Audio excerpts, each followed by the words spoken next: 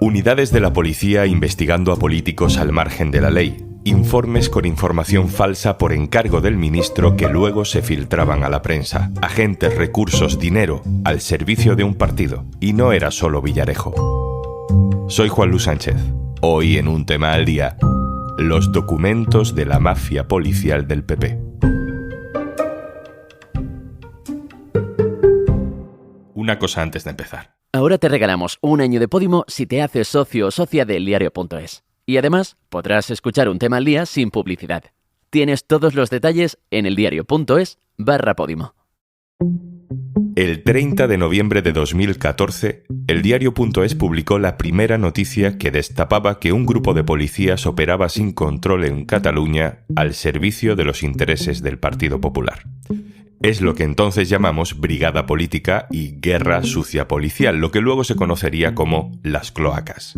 Esos informes se filtraban a determinados periodistas y terminaban luego publicados en determinados medios. Al ministro Jorge Fernández Díaz le preguntaron entonces por nuestra información. Se lo digo que me ofende la pregunta. Me ofende la pregunta. Usted me ha dicho si yo conocía ese informe borrador antes de que fuera publicado. Que es tanto como decir que yo o consentí o propicié su publicación. Eso es una ofensa. El Cuerpo Nacional de Policía tiene más de 71.000 efectivos, Y si sale una filtración y usted cree que es muy fácil acreditar quién ha filtrado, pues viene y me lo explica. Porque filtraciones, ya me gustaría a mí que determinadas filtraciones, ¿verdad? Documentos, borradores, informes, fotocopias, ¿verdad? Supiéramos quién las filtra y quién las elabora. El ministro más beato de Rajoy juró que no sabía nada y no solo intentó desacreditar nuestra exclusiva, sino también al periodista que la destapó, Pedro Águeda. Fíjate que le llama freelance. Y a partir de ahí, pues un periodista freelance, porque yo tengo la información, ha hecho esa información y algunos medios, entre ellos el que he citado antes, y usted ha citado también, han comprado esa información. Y yo no estoy aquí para dar publicidad, como comprenderá, y notoriedad, y creo que señalaría tampoco a determinadas informaciones, porque estamos aquí para hablar de cosas serias. Otra cosa es que a ustedes, pues en fin, estén en la obsesión en la que están y vean persecuciones incluso en sueños, pero yo, mire, eso es más propio del psiquiatra que del ministro del Interior. Aquella investigación era cosa de gente que debería ir al psiquiatra y nuestro periodista era freelance, solo un colaborador, dijo el ministro, como si no tener un contrato fijo en los peores años de la crisis te hiciera menos periodista. Gracias al apoyo económico de los socios del diario.es, ese periodista freelance pudo ser contratado poco después y Pedro lleva desde entonces destapando en el diario.es las operaciones secretas de la policía política de Fernández Díaz. Gracias también a ese apoyo de los lectores, también hemos podido dedicar tiempo a conseguir, a investigar y a contrastar la exclusiva de hoy.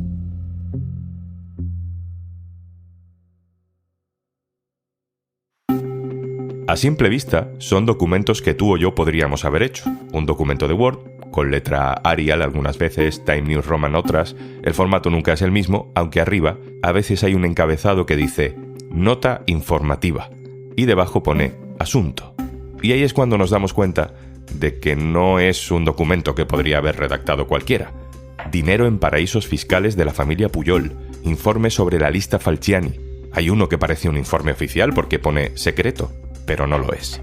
Son documentos no oficiales redactados por unidades de la policía durante el gobierno de Mariano Rajoy. Dejaban rastro por escrito de aquellas operaciones no oficiales contra enemigos políticos del PP, en este caso en Cataluña. Decimos no oficiales, pero podríamos decir parapoliciales, al margen de la ley. Estas notas informativas empezaron a realizarse en 2012.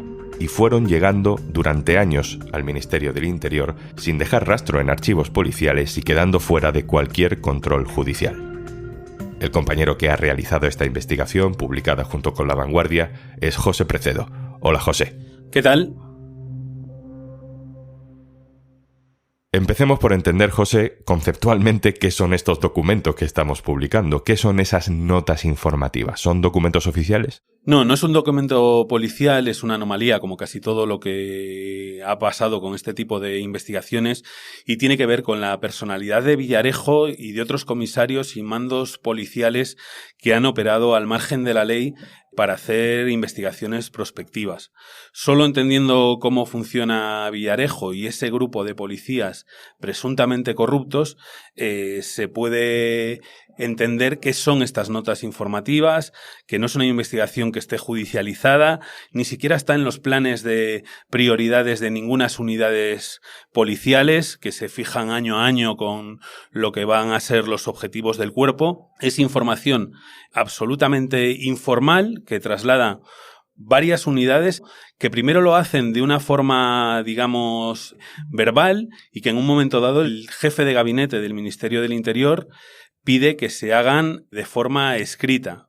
Antes de eso, Jorge Fernández Díaz le había encomendado a Francisco Martínez, al que era su jefe de gabinete, que tuviera una relación fluida con Villarejo para este intercambio de información. Y en eso se convierten las notas informativas que hasta entonces no eran una forma de operar de la policía ni de ninguna de las unidades especializadas. ¿Qué es lo que a ti te parece más llamativo del contenido de estas notas? Bueno, lo más llamativo es que muchas de ellas son falsas o es información directamente sin contrastar que pasa de determinadas unidades policiales directamente al ministro. Por ejemplo, en una de ellas se dice que Pujol está en la lista Falciani. Esa nota informativa, como tantas otras, llega a los medios de comunicación y esa noticia se publica. Es falsa. O que Artur Mas tiene cuentas en el extranjero. Esa nota informativa también llega al despacho del ministro, también se publica y también es falsa. Son notas que se hacen, digamos que mezclando informaciones, rumores, alguna información directamente averiada o interesada o falsa, y que llegan al despacho del Ministerio del Interior, que luego se filtran a los medios de comunicación, que luego algunos anónimos se presentan en los juzgados o incluso algún fiscal las da por buenas y siguen su recorrido en los tribunales y que mientras tanto alimentan una cacería mediática contra rivales del PP o, para algunos de estos cargos policiales, rivales de España, que es como consideraban entonces al independentismo y por eso casi todo estaba justificado. Has citado a Villarejo, pero también has dicho que no es solo Villarejo, que hay toda una pequeña red de mandos policiales, de unidades policiales, incluso implicación o ayuda de determinados cargos y funcionarios de otros ministerios.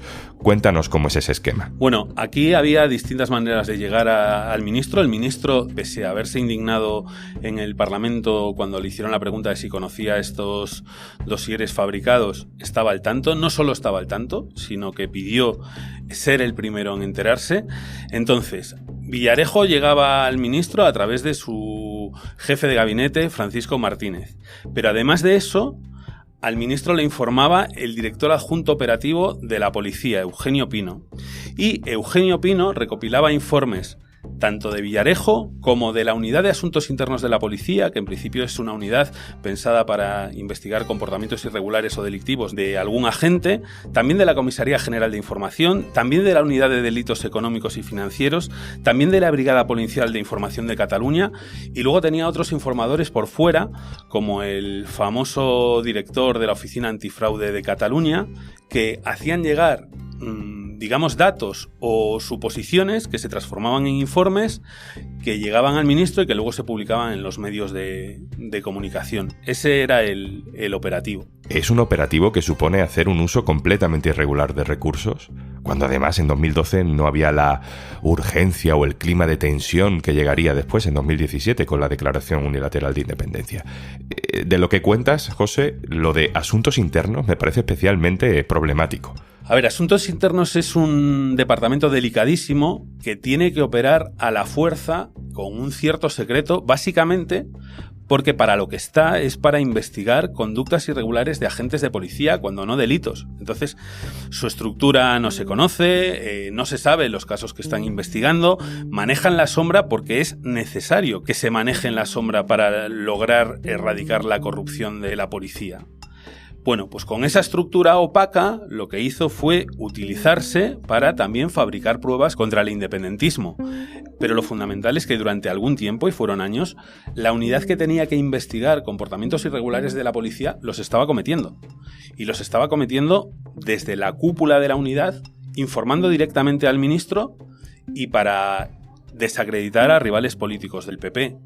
Hasta el punto de que en una de las notas se reconoce que la información obtenida de las cuentas de Pujol en Suiza, una información que esta sí es cierta, se obtiene porque el banco privado andorrano está coaccionado con la amenaza de retirarle la licencia a través del Banco de Madrid para operar en España.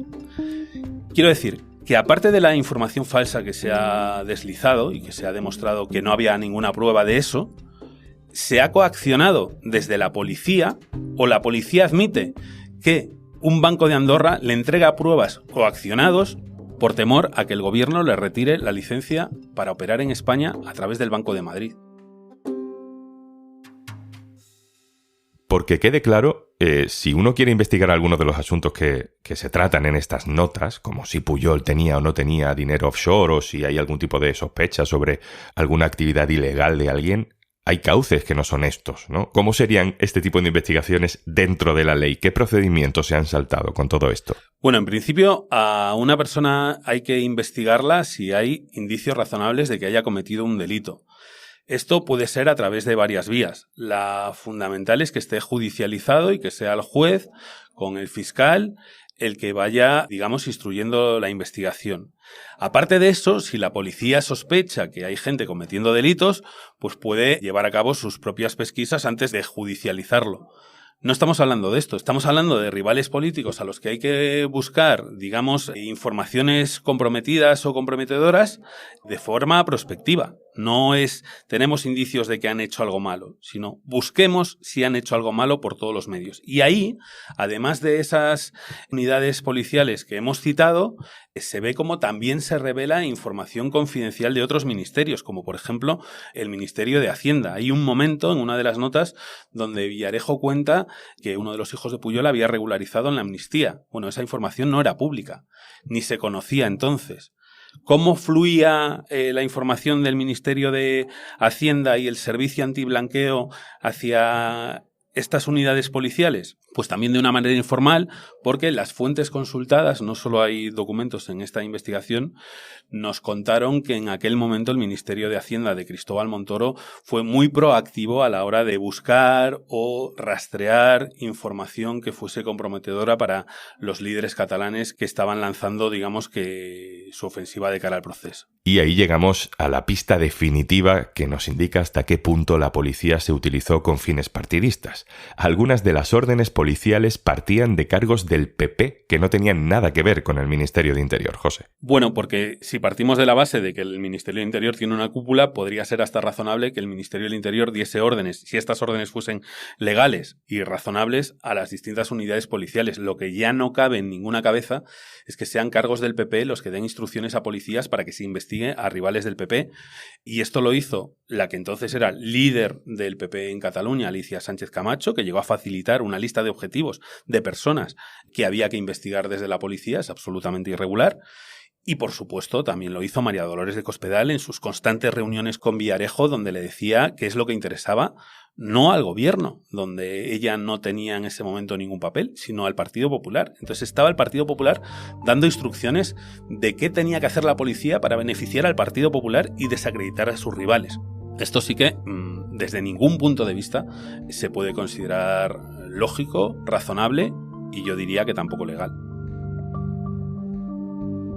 Esta información, esta exclusiva, no solo tiene documentos, también tiene mucho de investigación de conversaciones con fuentes. Por lo que has podido averiguar, José, ¿qué sabía Fernández Díaz de todo esto y qué sabía Rajoy? Fernández Díaz lo sabía casi todo. Las notas que estamos publicando, que algunas de ellas ya habían visto la luz, lo nuevo es que sabemos que ellas pasaron por las manos de Fernández Díaz, del ministro, pese a negarlo en el Congreso. Y lo que también sabemos por fuentes involucradas en este caso es que la información muy sensible se le enviaba a Mariano Rajoy a través de sobres cerrados, blancos, sin remitente ni destinatario, que se hacían llegar a Moncloa a través de los escoltas. José, desde 2014 estamos contando en el diario.es que España ha tenido operando contra el independentismo en este caso, pero también contra la nueva izquierda, a varias unidades policiales al margen de la ley. Estos documentos lo demuestran. Hay consecuencias, hay personajes claves en esta historia que están imputados, pero otros no. Bueno, es que nadie está imputado por investigar a rivales políticos del PP.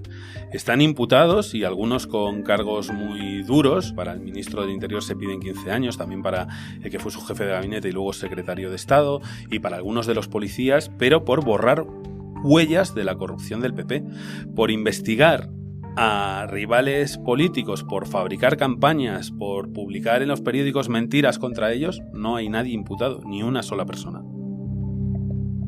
José Precedo, director adjunto del diario.es, autor de esta investigación, muchas gracias. Gracias a vosotros. Y antes de marcharnos... Ahora, si te haces socio del diario.es, tienes un año gratis de Podimo. Pero esa no es la única ventaja. Además de escuchar un tema al día sin publicidad, también tendrás acceso ilimitado a todos los contenidos del diario.es. Recibirás cada sábado el boletín personal de Ignacio Escolar con las claves de la actualidad, podrás ver antes que nadie la portada del día siguiente y asistir a los directos de un tema al día, exclusivos para socias y socios que se graban en la redacción del diario.es en Madrid. Entra en eldiario.es/Podimo, hazte socio o socia del diario.es y recuerda, también te llevas gratis un año de Podimo. Esto es Un Tema al Día, el podcast del diario.es. Si te gusta lo que hacemos, necesitamos tu apoyo. Hazte socio, hazte socia del diario.es en eldiario.es/socio. El podcast lo producen Carmen Ibáñez, Marcos García Santonja e Izaskun Pérez. El montaje es de Pedro Nogales. Yo soy Juan Luis Sánchez. Mañana, otro tema.